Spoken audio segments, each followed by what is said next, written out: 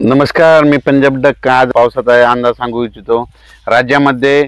24 November 25 च्या दरम्यान राज्यामध्ये तुरळक ठिकाणी पावसाचा अंदाज आहे, म्हणून हा अंदाज लक्षात घ्यायचा। मग हा अंदाज कुठं तर सर्व शेतकऱ्यांना सांगू इच्छितो, महाराष्ट्रात सगळीकडे पाऊस काय पडणार नाही, त्याच्यामुळे काही चिंता करायची पहिली गोष्ट गरज नाही। फक्त काय होणार आहे, आंध्र प्रदेश, तामिळनाडू, कर्नाटक, तेलंगणा आणि केरळ या राज्यामध्ये पाऊस पडत असल्यामुळे त्याच्या सीमालगत कोणते जिल्हे आहेत, मग एक सांगली जिल्हा, कोल्हापूर जिल्हा, सातारा जिल्हा, सोलापूर जिल्हा, पंढरपूर जिल्हा, पुणे, त्याच्यानंतर इकडं धाराशिव ह्या पट्ट्यामध्ये काय होणार आहे, मग 24-25 तारखेला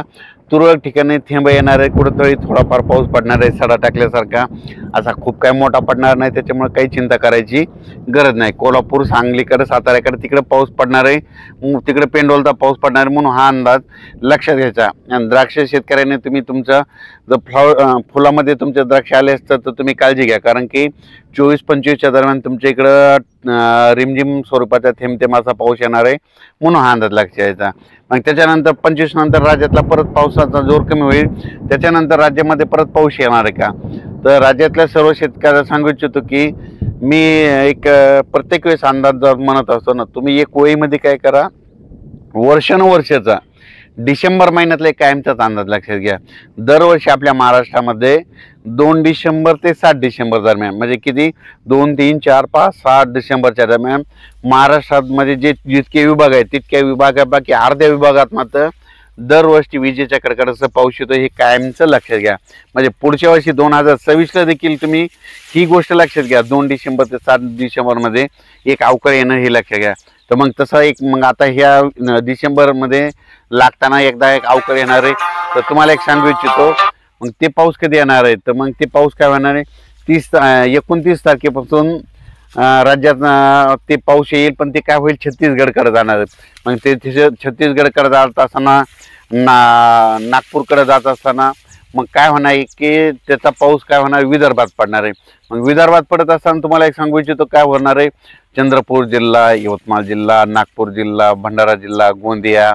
त्याच्यानंतर इकडं छत्तीसगड, मध्य प्रदेशकडे काही पडन, त्याच्यामध्ये अमरावतीकडं, अकोल्याकडं ह्या पट्ट्यात पडत पडत उत्तर महाराष्ट्राकडे मग ते काय होईल, 28 तारखेपासून ते 2 डिसेंबरच्या दरम्यान मग उत्तर महाराष्ट्राकडे नंदुरबार जिल्हा, धुळे जिल्हा, जळगाव जिल्हा ह्या पट्ट्यामध्ये काय होईल, मग संभाजीनगरच्या काही भागामध्ये मग 29 तारखेचे